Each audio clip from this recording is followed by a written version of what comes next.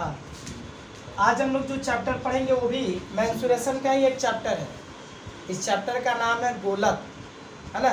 गोलक क्या है, किस तरह का है, कैसा होता है, कितने तल होते हैं, हर चीज़ के बारे में हम लोग बहुत ही अच्छे तरह से हम लोग पढ़ेंगे, थ्योरी को समझेंगे, सम्स को बनाने के तरीके को समझेंगे। ये बहुत ही इजी है, ये चैप्टर उतना हार्ड नहीं है, हर कोई इसको कर पाएगा, है ना। तो क्या है गोलक? गोलक को हम लोग इंग्लिश में बोलते हैं स्फेयर। गोलक, गोलक क्या है इसके बारे में पहले हम समझेंगे। गोलक, गोल तो बना दिए, लेकिन ये दिख रहा है एक वृत्त, लेकिन ये वृत्त नहीं होता है। गोलक एक वृत्ताकार तल नहीं होता है। क्या होता है गोलक? अगर हम लोग के पास अगर कोई फुटबॉल हो, जैसे हम लोग के पास अगर कोई फुटबॉल हो या कोई बॉल होता है ना, जैसे कोई फुटबॉल है या फिर टेनिस बॉल है, या फिर हम लोग स्कूल में जब शॉट पुट खेलते हैं, मतलब जब ये गेम खेलते हैं तो उसमें जो शॉट पुट जो गेम होता है उसमें खेलने के लिए, फेंकने के लिए जो हाथ का जो आयरन बॉल जो होता है वो वाला बॉल हो, मतलब कोई भी एक गोलाकार आकृति वाला, पूरी तरह से जो ज्यामितीय चित्र हमको दिखेगी, पूरी तरह से गोलाकार आकृति वाली चित्र जो दिखेगी वो कहलाता है गोलक। जैसे नॉर्मल इसका एक एग्जांपल हो सकता है फुटबॉल, पूरी तरह से गोल आकृति का है, या टेनिस बॉल जो पूरी तरह से गोल आकृति का है, या फिर हम लोग आयरन बॉल जो कि शॉट पुट गेम के लिए हम लोग इस्तेमाल करते हैं, वो वाला बॉल मेरा पूरी तरह से क्या है, गोलक का एक उदाहरण है, बहुत ही अच्छा गोलक का उदाहरण है। इसके लिए हम कोई एग्जाम्पल लेकर के दिखाने की ज़रूरत नहीं है, क्योंकि फुटबॉल से सबको ही वाकिफ़ है। फुटबॉल लगभग सभी बच्चे खेलते हैं, है ना। टेनिस बॉल भी लगभग सभी देखे हैं। तो फुटबॉल की आकृति जिस तरह की होती है, एक टेनिस बॉल की आकृति जिस तरह की होती है, या शॉट पुट में गेंद को थ्रो करने वाला जो आयरन का जो बॉल होता है उसकी आकृति जिस तरह की होती है, वही हो गया मेरा एक गोलक। तो क्या गोलक एक सपाट वृत्त की तरह होता है? नहीं। जैसे कि हम बेलन में बताए हैं कि बेलन का जो नीचे वाला जो तल होता है वो सपाट एक वृत्त की तरह होता है, ये ऐसा नहीं, है ना। वहाँ पे पूरी तरह से क्या होता है, वो पूरी तरह से गोल होता है, चारों तरफ से वो गोल होता है। एग्जाम्पल लेकर के बताने की ज़रूरत नहीं है, क्योंकि हर कोई देखता है, हर कोई देखा है। अगर नहीं भी है तो घर पे जा कर के उसको अगर देखा जाए तो पूरी तरह से चारों तरफ से गोल आकृति दिखती है, चारों तरफ से, वो कहलाता है मेरा क्या, गोलक। तो गोलक जो है, गोलक में हम लोग तीन तरह के गोलक को देखते हैं। गोलक, तीन तरह के गोलकों को हम लोग देख पाते हैं। फिजिकल साइंस का जब चैप्टर हम पढ़ा रहे थे दर्पण, उस समय भी हम इसकी तुलना, मतलब कि इसकी चर्चा किए थे। ये भी मतलब मैथ में भी हम लोग इसकी चर्चा करेंगे कि गोलक कितने प्रकार का होता है। तो गोलक हम लोग देखते हैं तीन प्रकार का। एक्चुअली गोलक तीन प्रकार का जो होता है, एक कहलाता है मेरा ठोस गोलक, सॉलिड स्फीयर, एक होता है ठोस गोलक हो गया सॉलिड स्फीयर, एक कहलाएगा मेरा ठोस गोलक हो गया सॉलिड स्फीयर। इसके बाद एक कहलाएगा मेरा, इसके बाद खोखला गोलक, मतलब हॉलो स्फीयर। एक होगा अर्ध ठोस गोलक, अर्ध ठोस गोलक, है ना। अर्ध ठोस गोलक मतलब ये हो जाएगा मेरा सेमी सॉलिड हॉलो स्फीयर,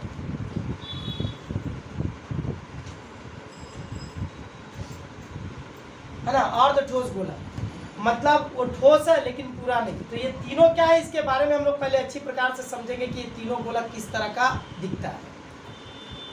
ठोस गोलक क्या है? हम लोग स्कूल में जब अपना गेम खेलते हैं, चाहे कहीं भी जब हम लोग गेम खेलते हैं, तो उस गेम में शॉट पुट जो गेंद होता है, शॉट पुट जो गेम होता है, उसमें एक आयरन का बॉल दिया रहता है। उस आयरन के बॉल को हाथ पे रख करके उसको थ्रो किया जाता है। जो बच्चा जितना दूर थ्रो करता है वही विनर होता है। तो वो आयरन का बॉल का कुछ वेट होता है ना। मतलब क्यों? क्योंकि वो पूरी तरह से आयरन का ही बना हुआ है। उसके कण कण में आयरन बसा हुआ है, मतलब उसका पूरी तरह से वो आयरन का बना हुआ है। उसका एक भी हिस्सा ऐसा नहीं है जो कि खाली हो, मतलब पूरी तरह से वो भरा हुआ है। किससे? पूरी तरह से वो आयरन से भरा हुआ है, पूरी तरह से वो आयरन का बना हुआ है। तो वो कहलाता है मेरा ठोस गोलक, जिसमें पूरा का पूरा भाग उसका ठोस से भरा, पूरी तरह से उसका पूरा भाग ठोस है। लकड़ी का भी गेंद हम लोग इस तरह से बोल सकते हैं। लकड़ी का जो गेंद होता है मेरा, लकड़ी का भी अगर इस तरह का अगर एक बॉल बनाया जाए तो लकड़ी पूरी तरह से उसका पूरा का पूरा भाग, पूरा का पूरा कण कण उसका लकड़ी से ही भरा हुआ है। तो वो कहलाता है मेरा ठोस गोलक, जिसमें उसका पूरा का पूरा भाग लकड़ी का ही है, उसका पूरा का पूरा भाग आयरन का ही है। मतलब पूरी तरह से उसका एक भी भाग खाली नहीं है, पूरा का पूरा भाग भरा हुआ है, चाहे लोहे से भरा हो, चाहे लकड़ी से, चाहे किसी भी पदार्थ से भरा हो। वो कहलाता है ठोस गोलक। आई बात समझ में? तो जैसे कि हमारा शॉर्ट पुट का आयरन बॉल होता है, शॉर्ट पुट का जो आयरन बॉल होता है वो हो गया मेरा ठोस गोलक का उदाहरण। अब आ जाते हैं पहले अर्ध ठोस गोलक को समझेंगे। अर्ध ठोस गोलक क्या होता है? एक गोलक ऐसा होता है जिसका कुछ भाग ठोस होता है और कुछ भाग क्या होता है? खाली होता है। कुछ भाग ठोस होता है और कुछ भाग खाली होता है। आई बात समझ में? जैसे कुछ भाग ठोस होता है, कुछ भाग खाली होता है। जैसे मान लेते हैं कि टेनिस बॉल है, टेनिस बॉल को अगर बीच से काट दिया जाए तो बीच से काट देने के बाद उसका आकृति हमको इस तरह के दिखेगी।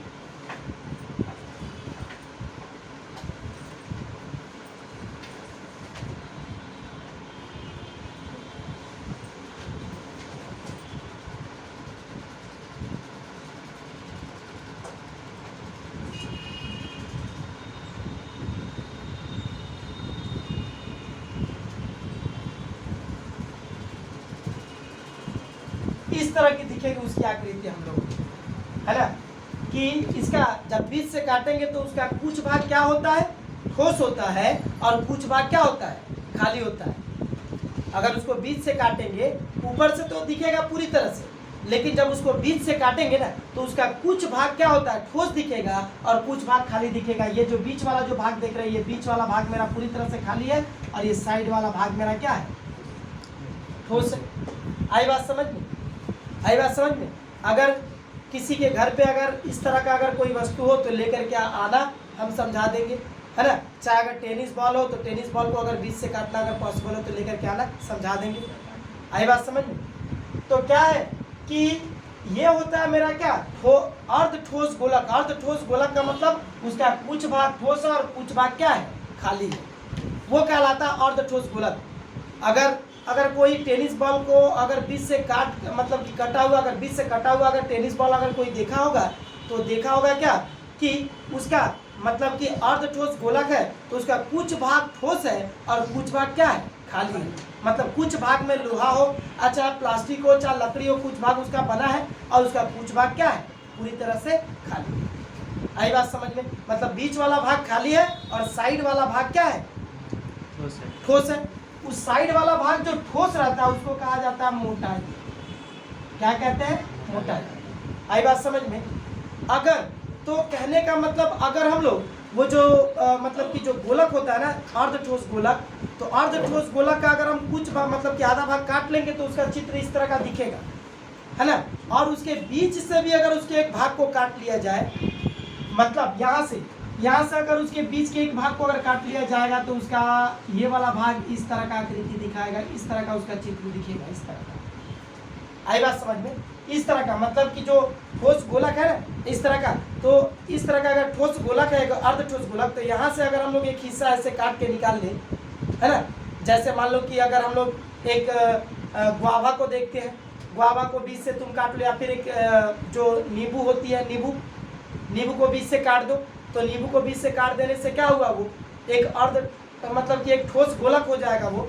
और फिर उसको बीच से एक और हिस्सा अगर काटेंगे तो एक और हिस्सा कट के जो निकलेगा वो इसी तरह का हिस्सा दिखाएगा, है ना? तो वो पूरी तरह से भरा हुआ रहेगा। लेकिन हम टेनिस बॉल का एक हिस्सा हम बोल रहे हैं क्या? टेनिस जो बॉल है उसका तो आधा काट ली, आधा काटने के बाद उसके आधे वाले भाग से फिर एक और हिस्सा अगर एक टुकड़ा काट के निकालेंगे तो उस टुकड़े का चित्र लगभग इस तरह का दिखेगा, जिसमें ये वाला भाग जो है मेरा पूरी तरह से उसका ठोस दिखेगा ये वाला भाग पूरी तरह से हमारा ठोस दिखेगा,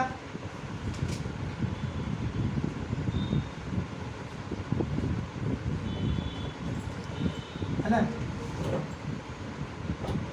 ये वाला भाग मेरा पूरी तरह से ठोस दिखेगा और बीच वाला भाग खाली दिखेगा।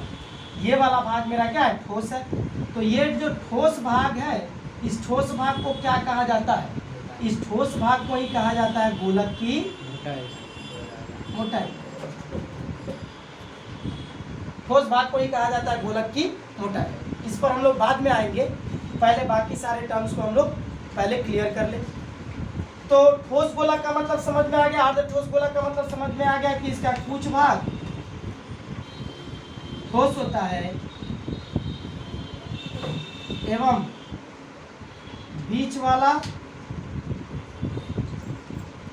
कुछ भाग खाली मतलब खोखला होता है। ओके, और इसमें ठोस गोलक में सभी भाग, गोलक का सभी भाग क्या होता है, ठोस होता है। एक भी ऐसा भाग नहीं है जो कि खाली दिखेगा, खोखला दिखेगा, साफ पूरा का पूरा भाग ठोस होता है। खोखला गोलक, हॉलो स्फीयर का मतलब किसको बोलते हैं, खोखला गोलक। खोखला गोलक क्या है, जैसे हम लोग फुटबॉल देखेंगे तो फुटबॉल को अगर देखा जाएगा तो फुटबॉल का सिर्फ और सिर्फ ऊपर वाला तल ही दिखता है, सिर्फ और सिर्फ ऊपर वाला तल दिखता है, चमड़ा वाला भाग।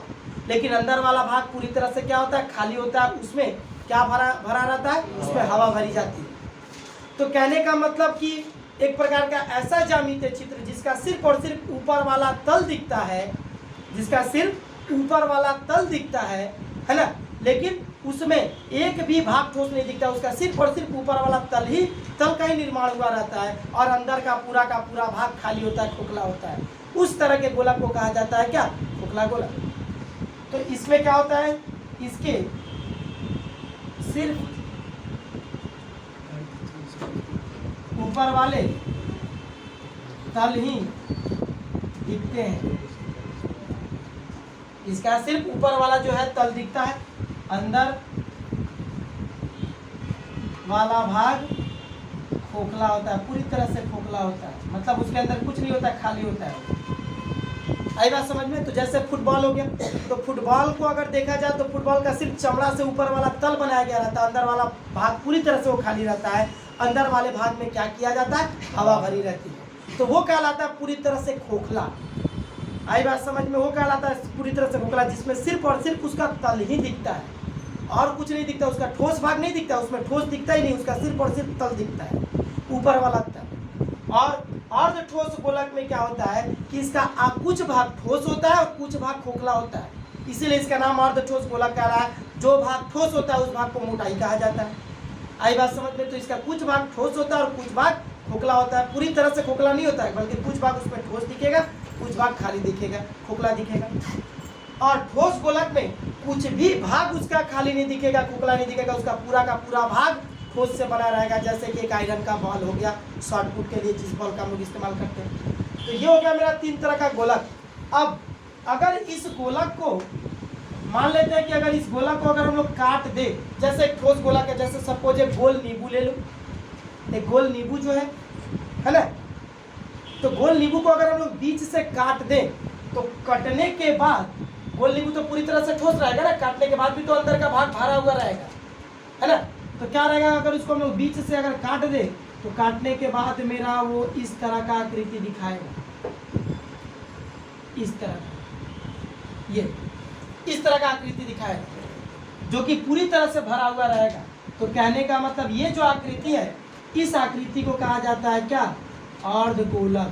मतलब अगर एक पूर्ण गोलक को अगर काट दिया जाए बीच से, पूरे तरह से एकदम बीचों बीच से अगर उसको काट दिया जाए तो एक गोलक 2 भागों में बढ़ जाता है, 2 भागों में बढ़ जाता है और दोनों समान भाग में बढ़ जाते हैं अगर इसको बीच से यहाँ से काट दिया जाए तो। और कट करके जिस ज्यामितीय चित्र का निर्माण होता है उसे कहा जाता है अर्धगोलक। अर्ध मतलब आधा गोलक का, मतलब गोलक का आधा भाग जो होता है, आधा हिस्सा जो कहलाता है वो कहलाता है मेरा क्या, अर्धगोलक। तो अर्धगोलक भी 3 प्रकार का होगा, एक पूरी तरह से ठोस गोलक होगा, एक पूरी तरह से ठोस गोलक दिखेगा, एक पूरी तरह से खोखला गोलक दिखेगा और पूरी तरह से अर्ध ठोस गोलक दिखेगा। है ना। अर्धगोलक भी मेरा 3 प्रकार का होता है ना।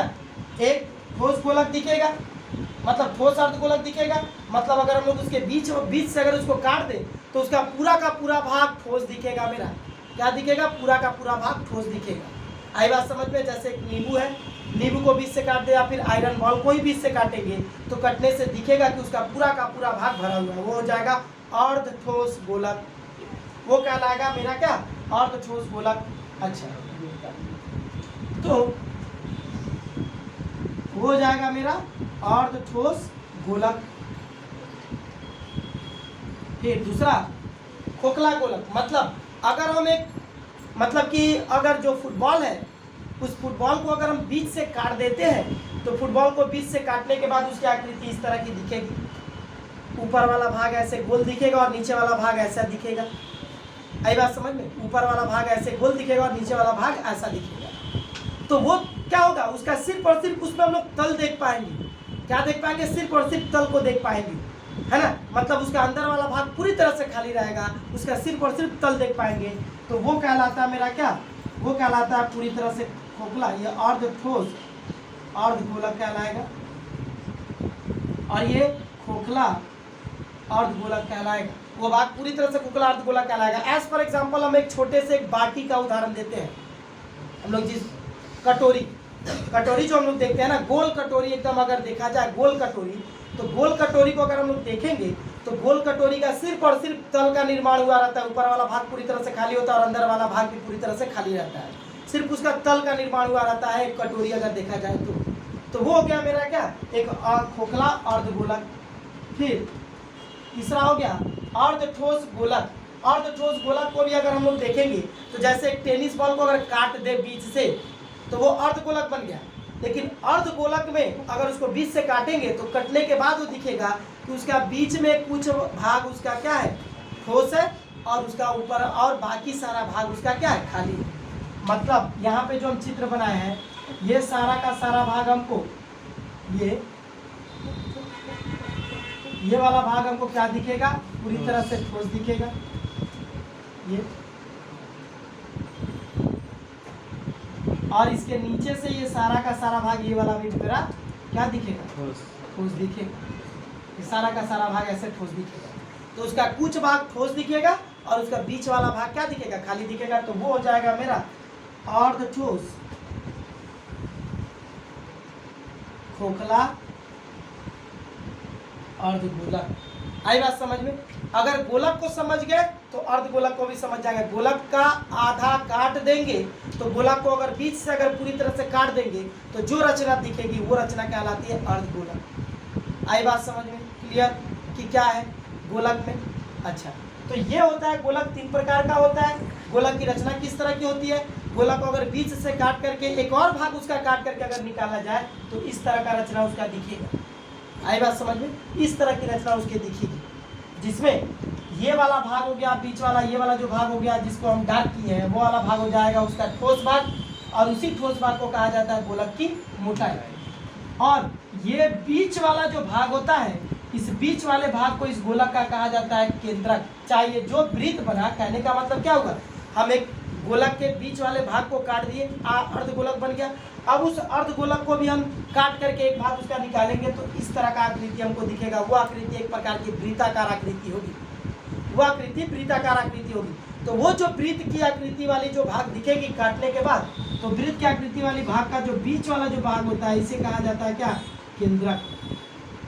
इसे कहा जाता है केंद्र। और इस केंद्र से यहाँ तक की दूरी देखो, यहाँ पे हम लोग को 2 वृत्त नजर आ रहा है।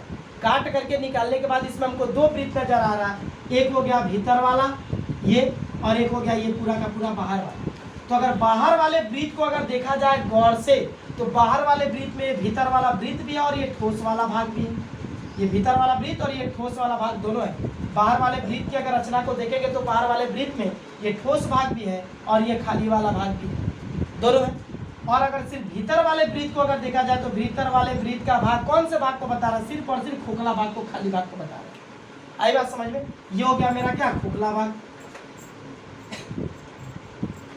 तो कहने का मतलब ये हुआ कि यहाँ पे केंद्र से लेकर के भीतर वाले वृत्त तक का जो लंबाई जो होगी, तो केंद्र से लेकर के भीतर वाले वृत्त की परिधि तक की लंबाई कहलाती है अर्धव्यास। किसका अर्धव्यास? भीतरी वृत्त का अर्धव्यास। ये केंद्र से लेकर के भीतर वाला जो वृत्त है, तो केंद्र से लेकर के भीतरी वृत्त के ये जो लंबाई है, केंद्र से लेकर के भीतरी वृत्त की परिधि तक की जो लंबाई है, इसे कहा जाता है भीतरी अर्धव्यास। और इस केंद्र से लेकर के बाहरी वृत्त का ये जो टोटल लंबाई है, बाहरी वृत्त की परिधि तक का ये जो टोटल लंबाई है, इसे कहा जाता है क्या? इसे क्या कहा जाता है? इसे कहा जाता है क्या? बाहरी अर्धव्यास। ये हो गया मेरा भीतरी अर्धव्यास, ये हो गया बाहरी अर्धव्यास। भीतरी अर्धव्यास को अगर R1 से अगर हम लोग लेते हैं और बाहरी अर्धव्यास को अगर R2 से दिखाते हैं, तो क्या पा रहे हैं? जरा गौर से देखो कि अगर हम लोग ये बाहरी अर्धव्यास में से अगर ये भीतरी अर्धव्यास को अगर माइनस कर दें, ये बाहरी अर्धव्यास में से यहाँ से यहाँ तक की दूरी में से भीतरी अर्धव्यास को अगर माइनस कर दें, तो क्या बचेगा? ये वाला भाग बचेगा। ये वाला भाग क्या कहला रहा? मोटाई कहला रहा, थिकनेस। तो कहने का मतलब ये हुआ कि अगर R2 से हम लोग R1 को माइनस कर देते हैं, तो ये मेरा क्या मिल जाएगा? गोलक की मोटाई मिल जाएगी। आई बात समझ में? और अगर बाहरी अर्धव्यास में से अगर इस मोटाई को माइनस कर दे, ये हो गया मेरा बाहरी अर्धव्यास और ये हो गया मोटाई, तो बाहरी अर्धव्यास में से अगर इस मोटाई को माइनस कर देंगे तो क्या मिलेगा? अंदर वाला अर्धव्यास। और अगर अंदर वाले अर्धव्यास में इस मोटाई को अगर जोड़ दें, तो हमको बाहरी अर्धव्यास मिल जाएगा। इतने से अर्धव्यास में से इस मोटाई को जोड़ देंगे तो बाहरी अर्धव्यास मिल जाएगा। आई बात समझ में कि क्या है ये? तो ये कहलाता है मेरा क्या? पूरी तरह से गोलक। अभी सिर्फ गोलक के डेफिनेशन को और इसके टर्म्स अभी इसके बारे में बताए हैं। अभी इसका बहुत सारा टर्म्स है जिसको हम लोग को समझना है, अभी वो सब डिस्कशन नहीं हुआ है। अभी सिर्फ यही हुआ है कि गोलक क्या है। आई बात समझ में? गोलक क्या है इसके बारे में समझाया है कि गोलक 3 प्रकार का होता है, ठोस गोलक, अर्धगोलक, अर्ध ठोस गोलक और खोखला गोलक। और काटने से किस तरह की आकृति दिखेगी, उसमें क्या क्या चीज़ होता है, यह भी समझाया है। अब इसके बाद अब हम लोग समझेंगे कि इसके कितने तल होते हैं, क्या होता है और क्या नहीं होता है, इसमें सब अब हम लोग पढ़ेंगे, जैसे कि हम लोग इसके पहले के मेंसुरेशन वाले चैप्टर में हम लोग पढ़ेंगे। ओके, इसको कॉपी करें। हम लोग समझेंगे कि गोलक में कितने इसके तल होते हैं, जैसे कि हम लोग चैप्टर 4 में मेंसुरेशन का रेक्टेंगुलर कीबोर्ड वाले चैप्टर में हम लोग पढ़े, उसमें सरल रेखाओं की संख्या को देखें, उसमें तल की संख्या को खोजें कि कितने तल होते हैं, उसमें भुजाओं की संख्या को खोजें, उसमें शीर्ष बिंदुओं की संख्या को खोजें, समतल तलों की संख्या खोजें। और बेलन में भी इसी टाइप का हम लोग देखें, इसमें भी वही पढ़ना है कि इसमें तलों की संख्या कितनी होती है, कितने तल इसमें दिखते हैं। तो इसमें अगर देखा जाए गोलक में, तो तलों की संख्या कितनी होती है, तो गोलक में अगर देखा जाए तो चारों तरफ अगर हम एक फुटबॉल को अगर घुमा करके अगर देखें, तो उसमें सिर्फ और सिर्फ हमको एक ही तल दिखेगा, एक ही तल दिखेगा उसमें। जैसे एक रेक्टेंगुलर कीबोर्ड में जैसे इस टाइप का अगर कोई है, तो इसमें हम लोग अगर तल खोजेंगे तो 6 तो मिलेगा, 1 2 3 4 5 और इसके पीछे वाला 6। अगर हम लोग एक बेलन टाइप में अगर खोजेंगे सिलेंडर में,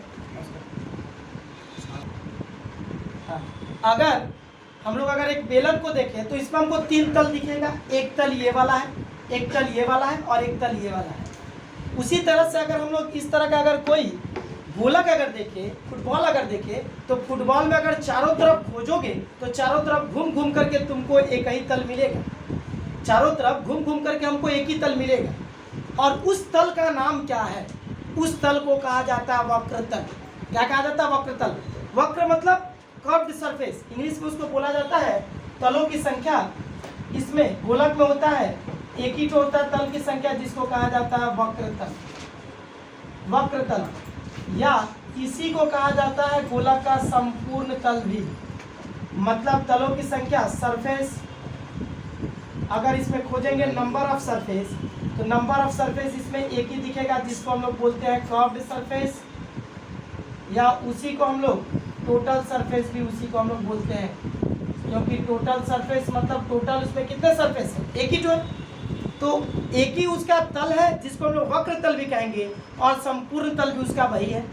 अगर हम एक गोला को अगर चारों तरफ से घुमाएं तो चारों तरफ से घूम करके हम लोग एक ही तल देख पाएंगे, जिसको कहा जा रहा है वक्र तल। वक्र तल मतलब एक ऐसा तल जो कि टेढ़ा मेढ़ा है। वक्र का मतलब होता है टेढ़ा मेढ़ा, और समतल का मतलब होता है एकदम सीधा सपाट। तो कहने का मतलब सीधा और सपाट, कहने का मतलब जो है वो क्या है, अगर इस तल को देखेंगे तो देखो एकदम सीधा सपाट है, आई बात समझ में। और वक्र तल का मतलब है ना, वक्र तल का मतलब अगर खोजेंगे तो जैसे ये मेरा जो गोलक है, तो इस गोलक के इस तल को देखेंगे तो ये वाला तल पूरी तरह से चारों तरफ घुमावदार तल है, ये घुमा हुआ है, सपाट है क्या, नहीं, तो ये हो गया वक्र तल। उसी तरह से अगर गोलक के अगर हम लोग तल को खोजें तो गोलक का चारों तरफ घुमावदार तल मिलेगा, चारों तरफ से घुमावदार तल मिलेगा, वो कहलाता है मेरा क्या, गोलक का वक्र तल, उसे कहा जाता है गोलक का वक्र तल। और जिस तरह से बेलन में हम दिखाएं कि बेलन में 3 तल होता है, एक नीचे, एक ये वाला वक्र तल और एक ऊपर, 3 तल होता है, तो तीनों का तीनों तल को अगर जोड़ दिया जाता है तो वो कहलाता है संपूर्ण तल, टोटल तलों की संख्या 3। गोलक में अगर हम लोग खोजें तो गोलक में सिर्फ और सिर्फ एक ही तल दिखता है, जिस तल को हम लोग कहते हैं वक्र तल, और वही उसका एक ही टोटल वक्र तल है, उसी को कहा जाता है संपूर्ण तल। मतलब गोलक का वक्र तल ही संपूर्ण तल है। और बेलन में ये हो गया वक्र तल। हम इसके पहले चैप्टर 8 में बेलन वाला चैप्टर जब कराया तो उसमें हम इसको बताया है कि ये वाला हो गया मेरा वक्र तल, ये नीचे वाला तल और ये एक तल, 3 तो तल हमको टोटल दिख रहा है। और बेलन गोलक में ऐसा 3 तल नहीं, सिर्फ एक ही तल दिख रहा है और वो है मेरा वक्र तल, और वही हो जाएगा मेरा संपूर्ण तल। आई बात समझ में। तो तलों की संख्या हमको गोलक में कितनी दिखती है, 1। अब अगर हम लोग खोजें कि गोलक में समतल तलों की संख्या कितनी है, गोलक में समतल तलों की संख्या कितनी है, टोटल प्लेन सरफेस इसमें कितना है, तो गोलक में खोजो तो प्लेन सरफेस दिखेगा क्या, प्लेन सरफेस। जैसे अगर ये बेलन देखें तो बेलन का ये वाला है वक्र तल, लेकिन ये नीचे वाला तल सपाट है कि नहीं, ये पूरी तरह से प्लेन है, तो ये वाला तल भी प्लेन है, मतलब बेलन में 2 प्लेन सरफेस हो गया, 2 समतल तल दिख रहा है।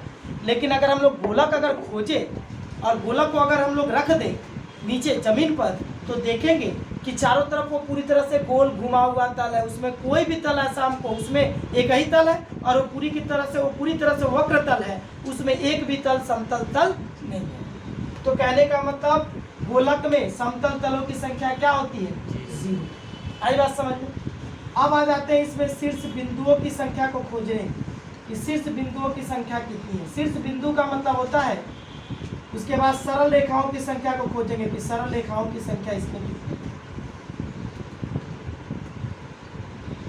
सरल रेखा, एक गोलक अगर बना है तो चारों तरफ अगर हम उस गोलक के ऊपर अगर हम लोग एक अपना पेन से मार्क अगर करें, गोलक के ऊपर ही उसके ऊपरी तल पर अगर पेन से एक मार्क करें तो मार्क करने से हमको जो सरल रेखा दिखेगी, वो सरल रेखा जो रेखा दिखेगी वो रेखा क्या सरल रेखा है, वो पूरी तरह से वक्र रेखा, कर्व्ड लाइन है, कर्व्ड लाइन है। तो कहने का मतलब एक गोलक का निर्माण सिर्फ और सिर्फ सरल रेखाओं से नहीं, सिर्फ और सिर्फ वक्र रेखा के द्वारा हुआ है, सरल रेखाओं के द्वारा नहीं हुआ है।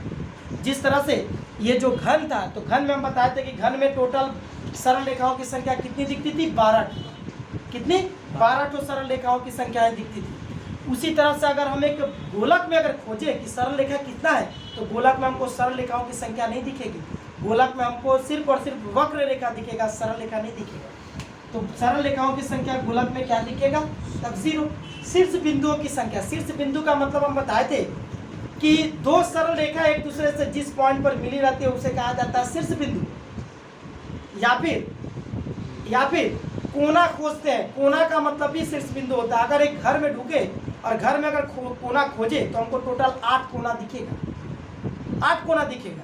उसी तरह से अगर एक गोलक जैसे आकार में अगर डाल दिया जाए, हम लोगों को अगर डाल दिया जाए गोलक जैसे आकार में अगर हम लोगों को डाल दिया जाता है, तो कहने का मतलब उसमें हम अगर चारों तरफ घूमें और घूम करके कोना खोजे, हमको कोई कोना मिलेगा, ऐसा कोई भी कोना मिलेगा नहीं। इसका मतलब जब सरल रेखा है ही नहीं तो शीर्ष बिंदु कहाँ से होगा, क्योंकि सरल रेखाओं के मिलने से शीर्ष बिंदु बनता है। सरल रेखा है ही नहीं तो शीर्ष बिंदु भी नहीं दिखेगा, कोई कोना भी नहीं दिखेगा। तो कहने का मतलब शीर्ष बिंदुओं की संख्या इसमें क्या दिखती है, 0। इसका मतलब गोलक में सिर्फ और सिर्फ एक ही तल होता है और उस तल को कहा जाता है वक्र तल। समतल तलों की संख्या इसमें होती नहीं है, प्लेन सरफेस। उसके बाद इसमें समतल तलों की संख्या 0 होती है, शीर्ष बिंदु की भी संख्या इसमें नहीं दिखती है, सरल रेखाओं की संख्या भी इसमें नहीं दिखती है। सिर्फ इसमें सिर्फ दिखता है तो एक और एक तल दिखता है बस, और वो भी वक्र तल है। आई बात समझ में। अब कहने का मतलब अब हम लोग चलेंगे यहाँ पे अर्धगोलक। मतलब एक गोलक था मेरा, उसको काट दिया गया बीच से, और बीच से जब उसको काटेंगे तो हमको इस तरह का आकार दिखेगा उस गोलक का, ऐसा आकार दिखेगा। तो अगर ऐसा आकार दिखेगा इस बीच वाले भाग को, अगर ये ठोस गोलक है पूरी तरह से, अगर ये पूरी तरह से ठोस है ना, तो कहने का मतलब अगर एक जैसे बता रहा है कि एक नींबू को अगर हम लोग काटते हैं बीच से, तो बीच से नींबू को काटेंगे तो नीचे वाला ऐसा तल दिखेगा और ऊपर वाला ऐसा सपाट तल दिखेगा, ऊपर वाला तल ऐसा ही सपाट दिखेगा, गोल एकदम ऐसे। तो ये गोल सपाट तल को क्या कहा जाता है? वृत्ताकार तल। इस तरह के गोल सपाट तल को क्या बोलते हैं? वृत्ताकार तल बोलते हैं। आई बात समझ में? तो अगर हम लोग एक गोलक को बीच से काट दे तो उसका आकार इस तरह का दिखेगा, जिसमें ये वाला ऊपर वाला जो तल दिख रहा ना, ऊपर वाला तल वो पूरी तरह से वृत्ताकार गोल सपाट तल दिखेगा। अगर वो ठोस गोलक है और ठोस गोलक को काट रहे हैं, तो ठोस गोलक को काटने के बाद देखेंगे कि नीचे वाला भाग वक्र तल है, नीचे वाला भाग एकदम पूरी तरह से गोल ऐसे ऐसे घुमा हुआ तल है, और ऊपर वाला भाग मेरा क्या है? ऊपर वाला भाग मेरा क्या है? गोलाकार वृत्ताकार तल है ऊपर वाला भाग। ऊपर वाला भाग क्या है? इस तरह का अगर होगा तो वृत्ताकार तल इस तरह का दिखेगा। नीचे वाला भाग ऐसे ऐसे वक्र तल दिखेगा और ऊपर वाला भाग ऐसे चारों तरफ से वृत्त दिखेगा। आई बात समझ में? तो कहने का मतलब जब हम लोग एक गोलक को काट देते हैं और गोलक को काट करके अर्ध गोलक जब बना देते हैं, तो इसमें हमको टोटल कितना तल दिखता है? तो इसमें हमको अर्ध गोलक में तलों की संख्या हमको कितनी दिखती है? तो हमको इसमें टोटल 2 तल दिखते हैं। तलों की संख्या 2 हो जाती है। और वो कौन कौन है? तो एक हो जाएगा वक्र तल और दूसरा हो जाएगा समतल तल। समतल तल, और वो समतल तल किस तरह का तल होता है? वृत्ताकार तल होता है। ये समझ में नहीं आया? अच्छे प्रकार से समझेंगे हम लोग। अगर एक गोलक पूरी तरह से गोल भाग है, उसको अगर हम लोग काट दे बीच से, जैसे अगर घर में तो सब कोई खाने के लिए नींबू बाजार से खरीद के लेकर के आते ही हैं, मम्मी उसको बीच से काटती है। तो बीच से जब काटोगे तो देखोगे कि वो पूरी तरह से एक ऐसा चित्र उभर के आएगा जो कि इसी तरह का दिखेगा। नीचे वाला भाग ऐसे वक्र दिखेगा चारों तरफ से, और ऊपर वाला भाग ऐसे सपाट दिखेगा गोल। तो ऊपर वाला जो भाग ऐसे जो सपाट दिखता है गोल, उसको कहा जाता है वृत्ताकार तल। और वो सपाट तल होता है, वो पूरी तरह से वक्र होता है क्या? वो पूरी तरह से सपाट होता है, ऐसा होता है, वो पूरी तरह से सपाट ऐसा दिखेगा। तो ये समतल तल दिखता है कि नहीं ऊपर वाला? अगर हम एक गोलक को बीच से काट दे तो ऊपर वाला तल समतल तल दिखेगा कि नहीं दिखेगा? तो उसमें हमको अर्ध गोलक में 2 तरह का तल दिखा। एक नीचे वाला तल जिसको कहा जा रहा है वक्र तल, क्योंकि वो पूरी तरह से टेढ़ा मेढ़ा तल है, घुमावदार तल है, तो वो हो गया नीचे वाला तल। ये नीचे वाला जो तल हो गया, ये वाला तल, इस नीचे वाले तल को हम लोग बोलेंगे वक्र तल। और ये जो ऊपर वाला जो तल है, जो चारों तरफ से ऐसे वृत्त की तरह दिख रहा है, वो एक प्रकार का समतल तल होता है ना? क्योंकि समतल तलों पर हम किसी को टिका सकते हैं, वक्र तल पर किसी को नहीं टिकाएंगे। एज फॉर एग्जाम्पल, जैसे अगर ऐसे रखा जाए इस बेलन को तो टिक जाएगा, खड़ा रहेगा, लेकिन अगर इस बेलन को अगर ऐसे छोड़ दिया जाए, क्योंकि वक्र तल है, तो ये लुढ़केगा। आई बात समझ में? तो वही अगर एक गोलक को अगर बीच से काट दिया जाए और काट करके उसका जो ऊपरी जो वृत्ताकार तल जो दिखेगा, उसके द्वारा अगर हम लोग उसको रख दें तो जमीन पर टिका रहेगा। आई बात समझ में? तो कहने का मतलब ये हुआ कि ऊपरी वाला जो तल है ये कहलाएगा मेरा समतल तल, जो कि एक प्रकार का वृत्ताकार तल होता है। क्या होता है? वृत्ताकार तल होता है। तो अर्ध गोलक में तलों की संख्या हमको कितनी दिख गई? 2। अब मतलब कि अर्ध गोलक में तलों की संख्या हमको दिख गई 2। और अगर कहेगा कि समतल तलों की संख्या इसमें कितनी है, तो इसमें समतल तलों की संख्या टोटल प्लेन सरफेस अगर इसमें खोजेंगे कि समतल तलों की संख्या कितनी है, तो नीचे वाला, इसमें तो दो तल है, एक नीचे वाला एक ऊपर वाला। तो ऊपर वाला हो गया मेरा समतल तल और नीचे वाला हो गया वक्र तल। तो कहने का मतलब इसमें 2 तल में एक तल वक्र तल और एक तल समतल तल है। तो अर्ध गोलक में समतल तलों की संख्या कितनी दिख गई? आई बात समझ में? क्लियर हुआ? अब अगर इसमें हम लोग शीर्ष बिंदु की संख्या खोजेंगे तो सेम एज यूजुअल शीर्ष बिंदुओं की संख्या इसमें भी क्या दिखेगी? कुछ नहीं दिखेगी। शीर्ष बिंदु की संख्या 0, क्योंकि अगर एक अर्धगोलक टाइप के किसी अगर सामान में अगर मतलब किसी भी चीज़ में अगर हम लोग ढूके और ढूक करके उसमें चारों तरफ घूम के कोना खोजेंगे तो कोना नहीं दिखेगा, क्योंकि वो पूरी तरह से वक्र रेखाओं के द्वारा ही बना है। तो वक्र रेखा के द्वारा बना है, सरल रेखा के द्वारा बना ही नहीं है, तो शीर्ष बिंदु नहीं दिखेगा और ना ही सरल रेखा दिखेगी उसमें, तो सरल रेखा की संख्या भी उसमें 0 दिखती है। आई बात समझ में?